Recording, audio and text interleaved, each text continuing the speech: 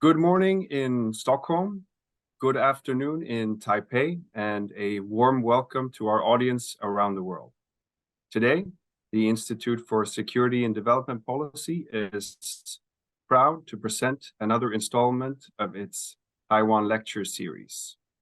This lecture will be the first lecture of several covering Taiwan's 2024 presidential election. I'm sure many tuning in today have been following the twists and turns ahead of the election in Taiwan on January 13. By all accounts, the outcome at this point is anything but certain.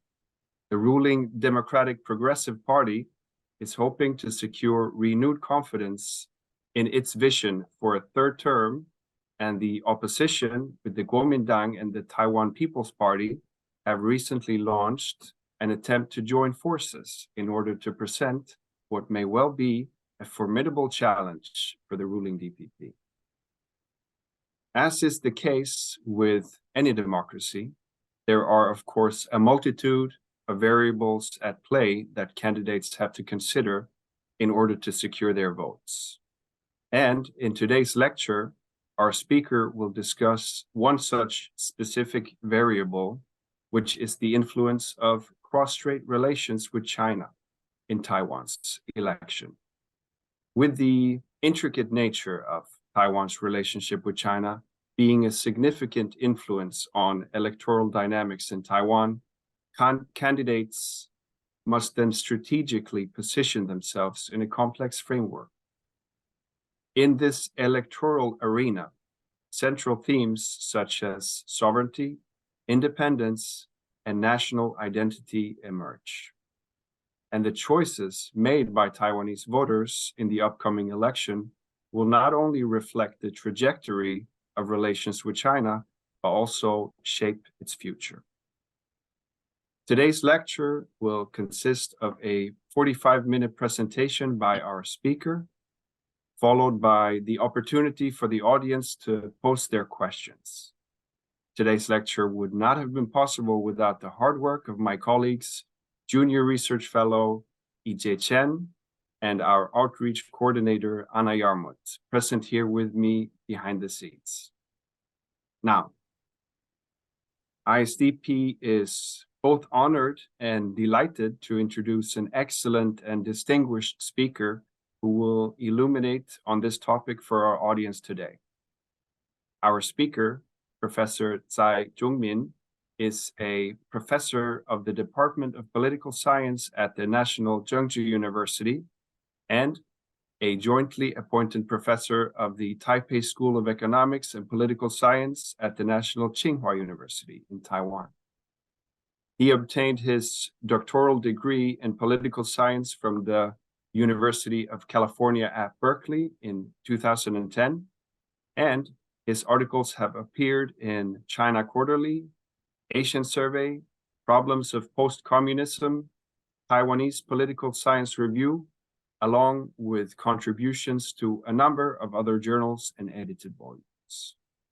So without further ado, a warm welcome to our speaker, Professor Tsai. The floor is now yours. Thank you, August, and thank ISDP for inviting me to this event. And I'm very happy to share my 2 cents about Taiwanese presidential election and cross-strait relations in 2024. So let me just share my PowerPoint slides first.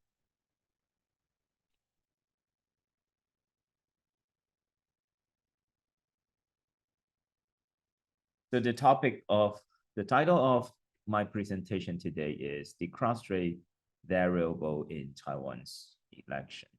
So let me just go straight to my argument or my observation over the cross-strait relations in a presidential election this time. The relationship between cross-strait relations and the 2024 presidential election in Taiwan has undergone a significant shift, which means this relationship has been very different from it was in the past. And previously, cross-strait relations were seen as the independent variable, whereas now they are considered the dependent variable. By being independent variable, that means the policy positions of the candidates will decide the election result. So cross-strait relations is an independent variable which will influence the election result. But this time, I would argue it has become the dependent variable, which means we don't really know to what extent the cross-strait relations will influence the election result. But what we will really see is the election result will reversely influence the cross-strait relations. And I will further elaborate this later. And regardless, so that means regardless of who wins the election, now we have three potential candidates, four potential candidates. It might be down to 3 or 2, but we don't know yet.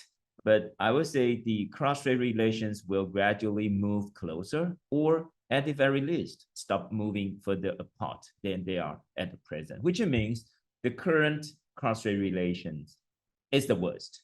It's the worst. So no matter who wins the election, the situation will be improving whatsoever after January or May next year. So however, the extent of this closeness, which means to what extent both sides, Taiwan and China, will approach or get in touch with each other, it really depends on the elected candidate and their party. So candidates still matters, but what doesn't really matter this time is their policy stance of cross-strait relations. And the cross-strait relations are profoundly affected by external factors, which means it's not just an issue or topic between Taiwan and China. It's actually influenced by bilateral interactions between Taiwan and United States and China and the United States. Or we can say in the shadow of the US-China confrontation. But some people try to picture these three actors interaction as a trilateral Taiwan, US, China trilateral relationship.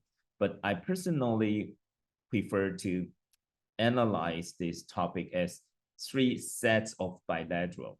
The US-Taiwan and Taiwan-China, which is cross-strait relations, and US-China. So instead of a trilateral relationship.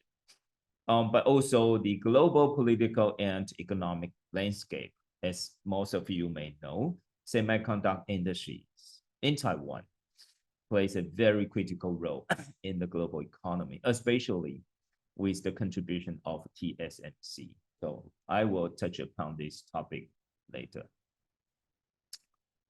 So let's just talk about cross-strait relations first. What is the potential scenario for cross-strait relations now or in the recent few years? What we observed is if you're holding a realistic view, that means you may worry about the war is coming soon.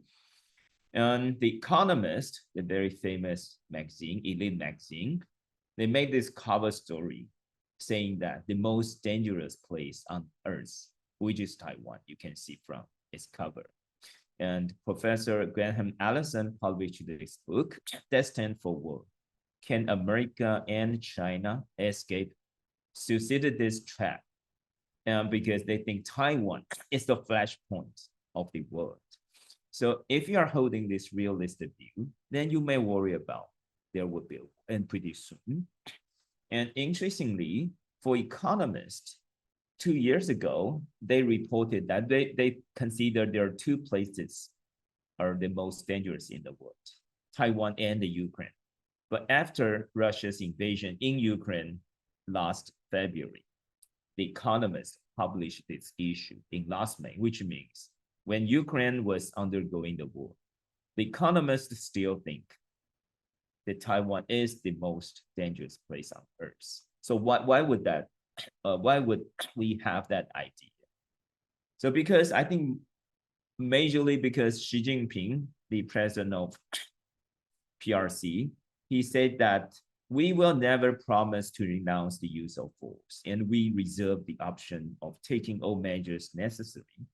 This is directed solely at interference by outside forces and the few separatists seeking Taiwan independence and their separatist activities. Plus, PLA, People's Liberation Army, their war plans, incursions to Taiwan, and naval vessels sailing through Taiwan Strait median line. In 2020, it's 380. In 2021, it's 960, more than 2.5 times. In 2022, almost 1,800. So it's almost doubled from 2021.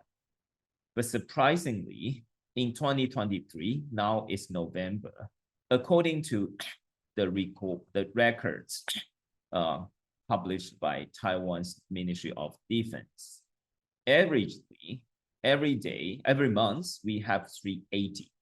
So you can make the easy math, times 12, 380 times 12. That means that will be almost 5,000 in 2023. So in 2022, it's only roughly 1,800. So you can imagine that every day, a lot of POA fighter jets patrolling over our head. So that really made the whole scenario very threatening. But if you're the believer in neoliberalism, then you may say, no, more economic interaction will actually promote peace.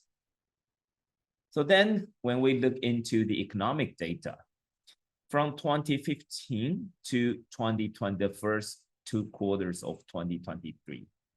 So current President Tsai Ing-wen, she was first elected in 2016. So from 2016 up to now, you will see the export, Taiwan's export to China has been increasing, although political relationship has been deteriorating, as many people know. But economic relationship doesn't seem to be affected. And import from China, it's much less, but it's understandable because Taiwan is such a small market. So we are just a country with 23 million people. And China is a country with 1.4 billion. So China's domestic market is much larger than Taiwan. But here you can still see Taiwan imported something from China, and the total amount since 2016 has been steadily increasing. So the total amount, it's quite stable. So we didn't really see the rapid decline in the trade volume between Taiwan and China. Then this is the percentage of Taiwan's total exports. The blue line and the green line is the percentage of Taiwan's international trade and Taiwan's total import versus with China. So you will see till early this year, still roughly 20%. And even under COVID-19 pandemic, we still have roughly 20 to 25% performance. So it's quite huge. So another theory is constructivism, which means we believe in forging identity and building consensus matters. So that is more like making friends with Chinese people, or Chinese people makes friends with Taiwanese, and gradually we will develop the consensus or the common identity, and eventually we may go together. And this is what Xi Jinping said. Blood runs thicker than water, and fellow Chinese on both sides of the Taiwan Strait are one family bound by blood. We will continue to promote economic and cultural exchanges and cooperation across the strait. we will encourage people on both sides of the strait to work together to promote the Chinese culture and forge closer bound. So very clearly, he tries to use culture, to use these family ties to convince Taiwanese society that we are one family. And Taiwan is China's Taiwan. Resolving the Taiwan question is a matter for the Chinese, a matter that must be resolved by the Chinese. We will continue to strive for peaceful reunification with the greatest sincerity and the utmost effort. And this statement is what CCP tried to keep the United States away from this issue. So to make this issue only between Taiwanese and Chinese, and then to forge the common identity and consensus eventually will lead to reunification. But unfortunately, the whole scenario in Taiwan didn't really go as Xi Jinping and CCP expected. Then you can see this is a cross-time time series data from 1992. We have our government has conducted a poll survey about identity, and the green line shows the Taiwanese regarded themselves solely Taiwanese, and the pink line refers to the identity of both Taiwanese and Chinese, and the blue line with triangle is only Chinese, and no response is the black line. So you will see the identity as solely Taiwanese has been increasing from 17.6 in 1992 to now 62.8. So it's over 50%. So the majority, we can say majority of Taiwanese people regard themselves solely Taiwanese. And roughly 30% of Taiwanese regarded themselves as both Taiwanese and Chinese. So that may reflect a very interesting situation that when Chinese government, they work very hard, try to unite it from, which is the strategy they adopted to convince or to make friends with Taiwanese as part of China. But the reality is Taiwanese feel more, the more Chinese government has done, the more Taiwanese identity, the stronger Taiwanese identity we have in Taiwan. And so let me just show you another very interesting survey about the cross-strait relations. It's conducted by Commonwealth Magazine, which is an elite magazine in Taiwan and very prestigious. They implemented this survey from July 10th to August 26th, which is a few months ago. And the sample size is almost 15,000. And they had the samples from all over Taiwan in each county. So the sample could, to certain extent, representing the ideas of Taiwanese. And 96% of Taiwanese worry about, or the respondent worry about the war between Taiwan and China in the next 5 years, while 58% are not worried. And among these respondents, roughly 35% of them say they have no party affiliation. 21.4% agree with DPP, 20.1% with KMT, and 11.3% with TPP, Taiwan People's Party. Sorry, this figure is in Chinese, but I will explain it. The question is, would you worry there will be a war across the strait between Taiwan and China in the coming next 5 years? And 21.1% people worried very much. And 24.9% says a little bit. So that's why in the previous slide, so it's 46% people worry about the world. And the 52.8% people, they don't worry too much. And interestingly, among these party members, KMT people shows worry more about the war than DPP supporters. So, but KMT is the party regarded as friendly with China and even pro-China. But KMT support, interestingly, KMT supporters, they worry more about the war than DPP supporters. So which is very strong against China. And another question is, do you think Taiwan, we should pay more attention on international affairs than cross-strait interaction, or the other way around? So 40-something percent, 43%, they think we should do both, right? But roughly 33, 34% people, they think international affairs are more important than cross-strait relations, which only occupies 20%, 1/5.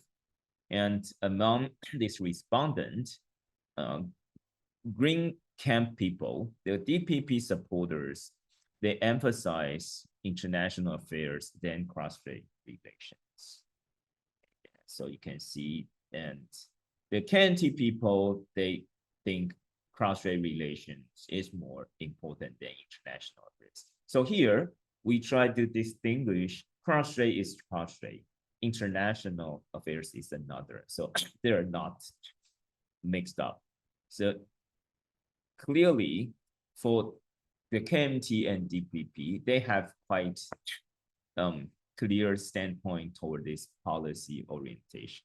But for this non-partisan people or TPP people, so it's quite similar, especially for Taiwan's People's Party people. The percentage on these two issues are quite similar. And another important issue about cross-strait relation is, do you agree recognition of 92 consensus could protect the ROC, which is Taiwan, our official name? So only 30% of Taiwanese, or the respondent think, they agree. They think recognition of 92 consensus, and the content of 92 consensus is, there's only one China, but in Taiwan and mainland China, we are both China, but we can have our own different interpretation. So this is a very basic idea. So with this, and this term was coined by a Taiwanese veteran politician, but nowadays it's Beijing, Chinese government who used this term to try to convince Taiwanese people. So long as you recognize 92 consensus, then we are all good. But unfortunately, from the survey, it shows that only 30% of Taiwanese people think the recognition of 92 consensus could protect us. And the younger, the fewer people agree with this. So from 90 to 90, 20 to 29, 30 to 39, you will see not even 25%, but over 50, you will see 30, 35, 36%. And since the term was coined by a politician from Blue Camp, so Blue Camp supporters, they support this idea much better than the DPP Penguin supporters.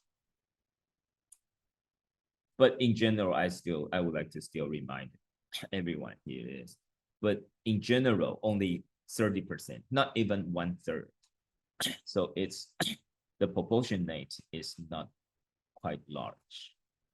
And then when it goes to the policy area, so which issue do you think is the most priority that the national leaders should tackle with? Economic development, national security, cross-strait relations, inequality, and political struggles. So 27, 28% people think economic development matters the most. This is the data it shows, but it varies in different parties. The DPP people thought the national security is the most important one, but KMT and KMT people thought cross-strait relations, and TPP and nonpartisan people think economic development. Sorry, this is the data I got from the magazine, the Commonwealth magazine website. So I didn't get time to translate, but it shows quite clear that in general, Taiwanese people think economic development matters the most, and especially for the younger people. The generation of the age 20 to 39, the age is the voting age. So over 20, you have the right to vote. So for these people who can vote, the younger people, young voters, they think economic development matters the most, almost 33, 34%. And so that shows an idea of political sciences. All politics is local, and domestic politics still matters the most. So then when we turn to the survey result of presidential candidates, so this is the survey I said. This is not the only survey and probably not the most accurate or justified survey we should refer to. But the reason I show you here is this Formosa newsletter, they conducted this survey every 3 days in the past few months. So probably not the single survey shows the most accurate result, but from the trend, we can see green line is the candidate of DPP, ruling party, William Lai. His supporting rate is roughly 35 to 40%. And the candidate of KMT, Hou You-yi, is 28.5, the blue line, and the light blue line is for Ko Wen-je, the former Taipei City Mayor of TPP candidate. And but one thing I would like to remind you is when President Tsai Ing-wen was first elected in 2016, she got the vote of 56%. And when she was re-elected in 2020, she got 57% of the total votes. So obviously, William Lai, as a candidate of DPP, his supporting rate is only 33.6, according to the latest survey, which is still roughly 20% gap from what President Tsai Ing-wen earned in the elections. And also in Taiwan, we have a general picture of the supporting group, which is roughly 40% of people are strong, very strong DPP supporters. So if that is the baseline for DPP, the ruling party, then what we could see from here is Lai Ching-te, William Lai has not even earned all the strong voters support from the Green camp. So for blue camp and for TPP, you will see putting together, of course, there are way more, they could have way more votes than the DPP and wins the election. So that's why this week is very critical.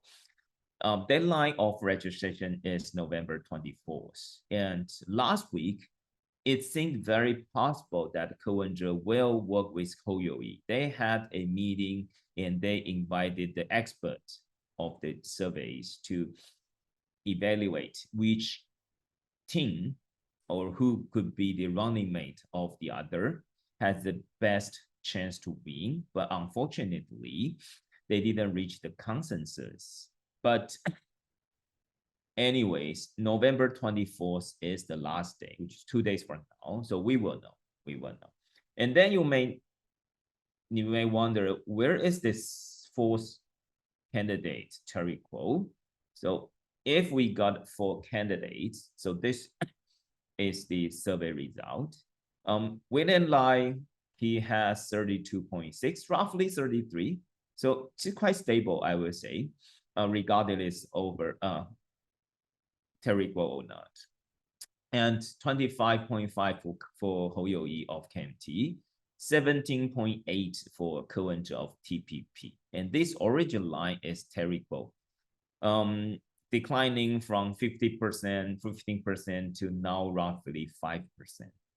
So it doesn't really matter whether or not Terrible will register in the coming 2 days. So it's quite clear that he is not able to run the campaign, or he has very, very thin little chance to win. So I think we could still stick to this 3 candidates scenario. But of course, now we have different scenario. The first one is if we would have 3 candidates, like the William Lai, Ko Wen-je, and Hou Youyi, or we would have 2 candidates, like the versus Hou Youyi and Ko Wen-je as a running mate of Hou Youyi, or like the versus Ko Wen-je and Hou Youyi as his running mate. So what would be the result? We don't know, but here comes another very interesting survey result, which is about the party rotation. So in political science, there's the theory of retrospective voting, which means the incumbent, the ruling parties were most of the time will be voted out if they were not performing well. So that's why we frequently see the party rotation. United States, Republican, Democrats, Republican, South Korea, progressive camp and conservative camp, progressive camp. Because when people, when voting, what they think is not really the policy proposed by these candidates, but the daily life they had in the past few years. So if that was bad, then they would vote for the other side. That does not mean the opposition party or candidate could propose better policy. The voters, the people, they simply didn't like what they have. So according to this survey result, we will see only 29.5%, roughly 30, if you see the long-term trend, 30 to 35% of Taiwanese respondents, they would like to have DPP continuing in power. But 23.5, 11.2, and 3.1 respondent, they would like to have either KMT or TPP or Terrible. So that means putting together only 30% of Taiwanese, they would like to have DPP, ruling party, stay in power. So the rest of 70% people, they would be happy to see the party rotation. So now here comes a very contradictory scenario, which is if there are 3 candidates like the Ko Wen-je, William Lai, Ko Wen-je, and Hou Youyi, even 70% of Taiwanese people would like to have a different party, would like to see party rotation. But obviously, William Lai will have a fair chance to win as a minority winner, only 33%. That's quite enough. That's quite enough. And here is another survey done by another institution. So the green line means you like to have DPP as ruling party after next year, and blue line for KMT and light blue line for TPP. Still, for the DPP, the ruling party stay in power, only roughly 30 to 35% people.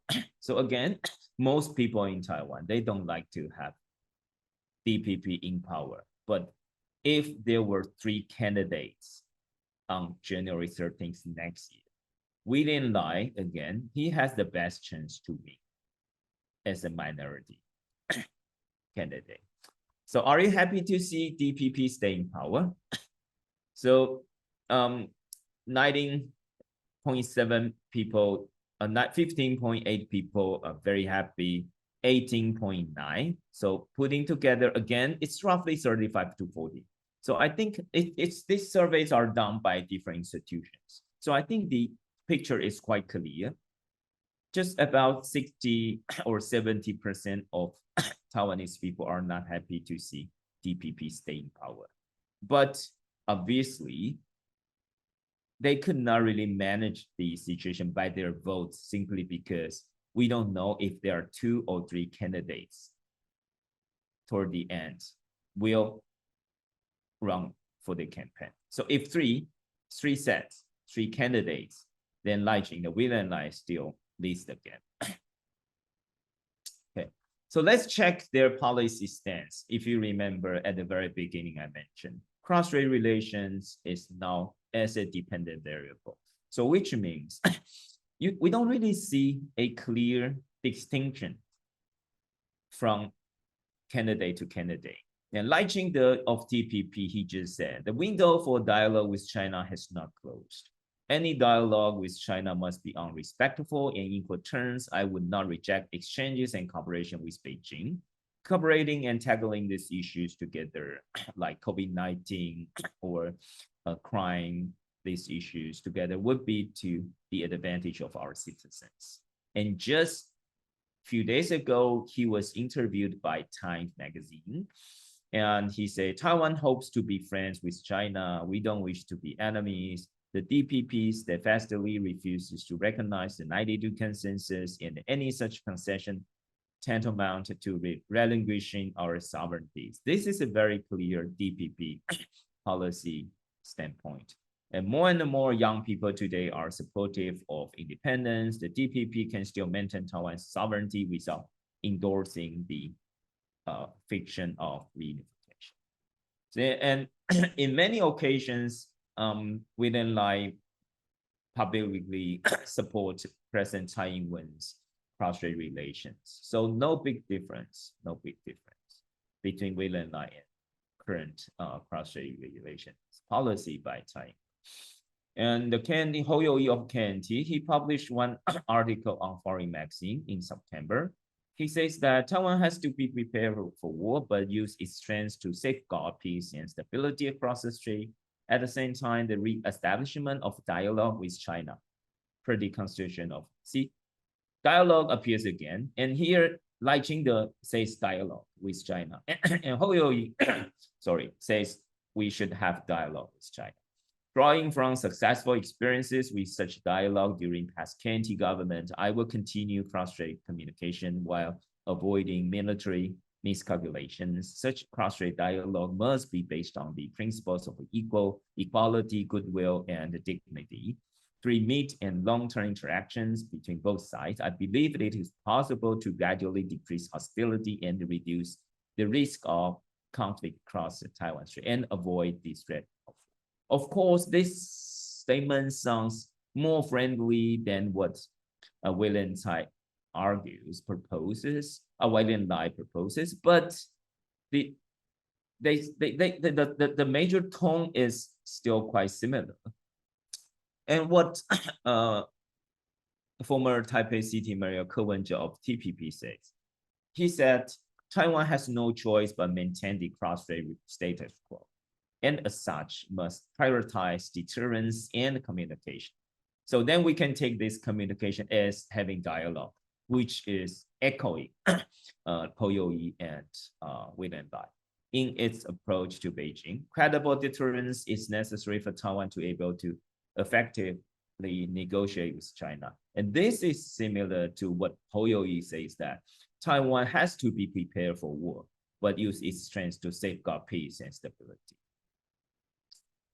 And Ke Wen-je says, while communication is needed to reduce hostility and lower the risk of miscommunications that could lead to war, the 92 consensus has been stigmatized in Taiwan, and that I would deal with the issue of pragmatically and to not get stuck in disputes over text. So interestingly, if we cover the name who say this statement, who proposed this statement, you could not really distinguish from one to one, which one goes to DPP, which one goes to KMT, and which one goes to TPP. So they have quite a similar tone over the cross-strait relations policy. So this is why on the very first page of this PowerPoint slide, I propose nowadays cross-strait relations, especially for this election, cross-strait relations has turned into the dependent variable instead of independent variable, which means it's not the election decides our, it's not cross-strait relations decides our election result, but election result will decide the cross-strait relations. And then here I would like to give you some data and information about the Taiwanese landscape in Taiwanese economy, just because why it's important, just because the independent variable for the election this time, not really cross-strait relations, but people may think is that economic policies make each candidate different. But unfortunately, it appears that none of the candidates has presented a distinctive economic policy. So the whole picture now, the election, the whole scenario of the election now is very vague. So what is the policy discourse of each candidate? We now only think, oh, will blue ally with white? If not, green will win, right? If they work together, green will lose. But we don't really learn any policy discourse from each candidate. Of course, they say something, but first, they're not different from each other. Second, they don't really propose any concrete ideas about their policy orientation. So the economic growth rate has been fluctuating in the past few years. And this year, we will have roughly 1.6. So this is, then you can see, so in the past few years, so that means neither KMT nor DPP has done a great job, right? You will see in the past few years, up, down, up, down, up, down, even under pandemic, that didn't show great difference. And unemployment rate has remained stable. It's good between 3.5 and 3.7, but inequality has been widened. So that means you will have a job for sure, but you may get quite low pay. So low unemployment rate is not necessarily leading to a job with good pay, especially for the younger generation. And our Gini concentration coefficient has been increasing from 33.6 in 2016 to 34.2 in 2020 under current present sizes. And our industrial policies are not clear, while the semiconductor industries, particularly TSMC, is thriving. I think everyone knows that it matters to the global economy, but we still need some diverse, different enterprises and in the industries. And in 2022, Taiwan's export of integrated circuit amounted to 1.4 billion, nearly 25% of the country's GDP. So it's good to have semiconductor industries, but it's not really good to have industries contribute too much. So we rely too much on single industrial sector, which is dangerous. And here we have I have several figures for your reference. Okay, so let me wrap up my presentation and offer a few discussion points here. So at the beginning, I introduced 3 scenarios of cross-strait relations, but I will argue the possibility of war in the short run is not high.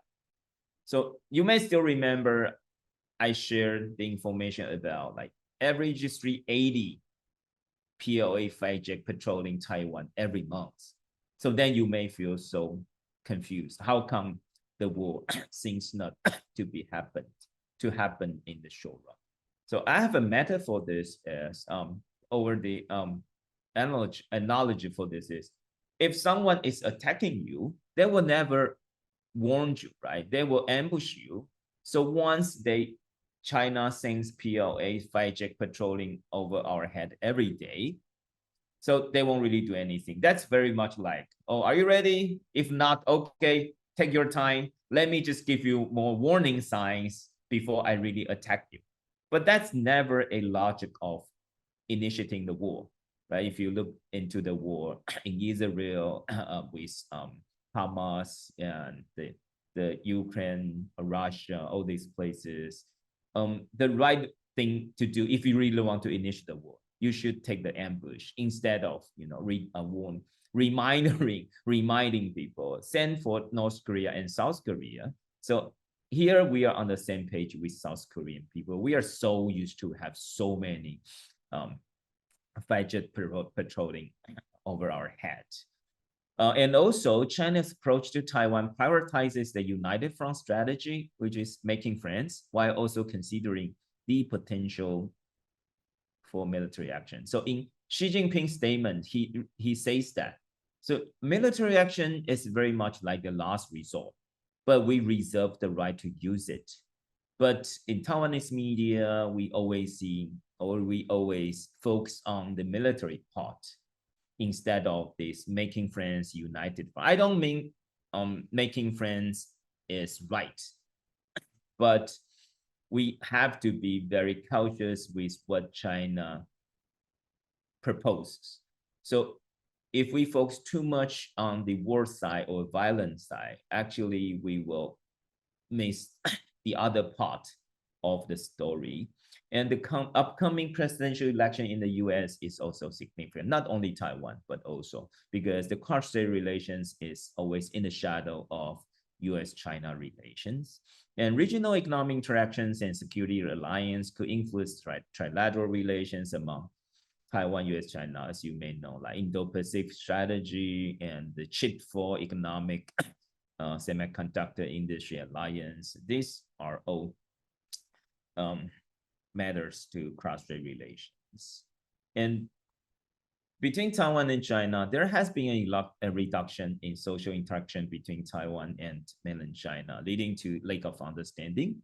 The significant impact of military aircraft approaching Taiwan-US relations, and also US-China and media coverage. These are all important critical factors. Taiwanese people passively form their views on cross-strait relations based on political parties, which means you decide to believe which party first, then you follow their policy stance orientation over cross-strait relations, not the other way around.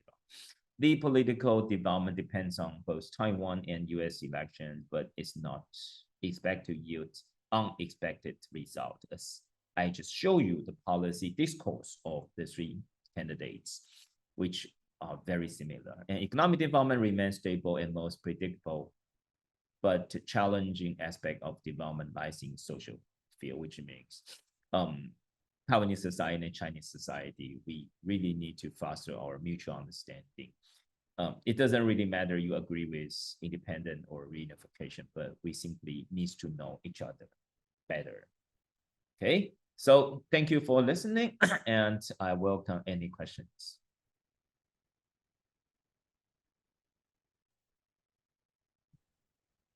Well, thank you very much, Professor Tsai, for a very interesting and illuminating lecture. I'm sure that our audience at this point is eager to pose some of their own questions.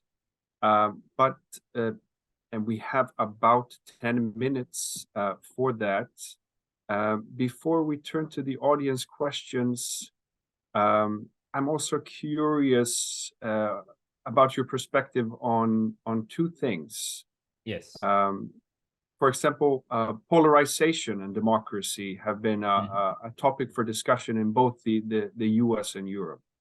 So I'm curious, what are your thoughts on polarization in relation to this variable of cross-strait relations with China? Is that a factor? Yes. So you want to one by one, or you want to ask your questions together? You say you have two, right? Yes. So the second one is that Taiwan is often reported as being a prominent target for cyber attacks and disinformation. And what are the implications and impact of this on the cross-strait variable in the election? So those are two questions that I'd be happy if you could answer. Thank you. For the first one, in Taiwan, as I just show you the figure about Taiwan's identity. So over 60% of Taiwanese regarded themselves solely Taiwanese. So we don't really have this radical or extreme polarization political situation in Taiwan. Yeah, so maybe people will say, oh, but in Taiwan, we do have this pro-China or pro-Taiwan issue. But at least when you have a society with more than 60% of people identify themselves, or 60% of people sharing one identity, and plus 30% of dual identity. So if you say Taiwanese identity, that could be up to 90%. And among them, 30% also think they're Chinese, but they are Taiwanese as well. So we don't really have this polarization problem in Taiwan. And the second thing is quite interesting because according to my observation, in Taiwan, we already developed this mindset is, although it's disinformation or fake news, but for Taiwanese people, the most situation you will see is if you believe, you believe. If you don't believe, you don't believe. So, but by disinformation, that means someone try to use the fake news to convince you either to like China or hate China, either way. But what I observe here in Taiwan is we already developed very strong mindset, either liking China or disliking China. So the fake news or disinformation does not influence, at least over cross-strait relations that much, but we do find some disinformation locally, which means like DPP criticized KMT make fake news, and the KMT criticized DPP to make fake news. So it's disinformation is not only the issue across the strait, but also matters domestically. And seems that later is more important nowadays.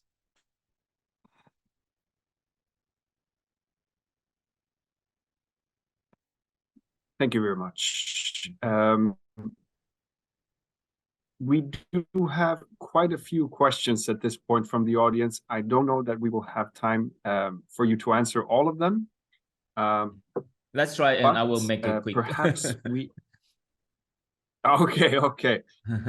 So let's start with this one from an anonymous attendee. How much influence are the opposition parties likely to have over the cross-strait relationship if the DP wins the election, but still with a minority of the votes, say 30%? Okay. So the opposition, how much influence are they likely to have? Yeah, very little. According to the situation of cross-strait relations in the past 7 years. So I would say if DPP wins the election next year, and they could still control the executive branch. And that's a general trend, that the expansion of executive branch.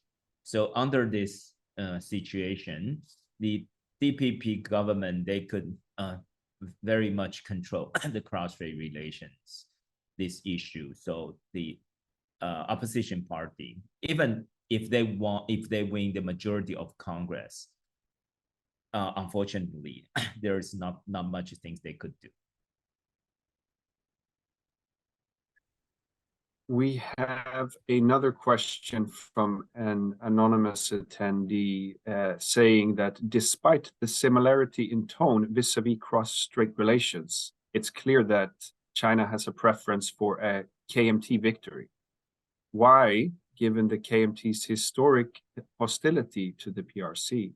And along similar lines, which candidate party do you think the US prefers? So that's a two-part question to consider. Okay. The first, this question is interesting because KMT was the rivals or enemy of CCP back in 1940s, 50s, how come nowadays KMT is regarded a like China friendly or pro-China party? I think this will we can first bring history back in, which is they take China as a unity, which means that's very much like one China policy. Everyone tried to be the master of China, but for KMT, it's not allowed then to be separated from themselves from China, the idea of China. So if they don't negotiate or talk to the Chinese government nowadays and make our own Taiwanese government, then it will be very much against their political tradition. So even the name, right? They call it the Chinese 国民党, 中国国民党, the Chinese Nationalist Party. And then second thing is, of course, the KMT politicians nowadays are very different from who they were like 50 years ago or 40 years ago. The older generation, they might be very much against CCP, like the former president Zhang Xingguo. He was very against the CCP. But the new generation of politicians, obviously, they have a different thinking of that. And a similar line, which candidate do you think do over? Well, you know, the US will never say which side they support, right? It's very politically incorrect to say, oh, we support any candidates in other countries. But we can say theoretically, if the PP holds a strong position against China, that will benefit the US, China's policy, right? So from this point of view, we may say, if Lai Ching-Lai wins the election and keeps like tough over China, then that will benefit the US to negotiate with China. But I will never say the US prefer to see who wins the election.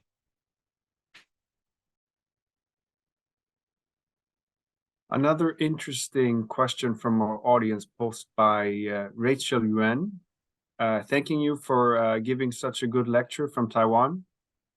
She is curious about your opinion on the Biden and Xi meeting. Some people suggest that the conversation implicated that China is facing economic depression and internal political issues.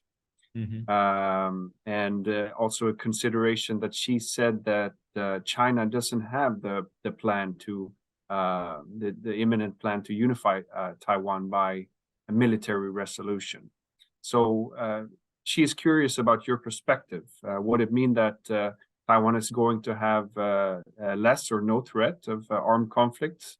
Would it change or affect the people's feeling towards China? Would the main political parties then change their diplomacy or national security policy? So that's her question. Okay, this actually echoing, the question was echoing my last page of PowerPoint slide, saying that I argued that there won't be war soon.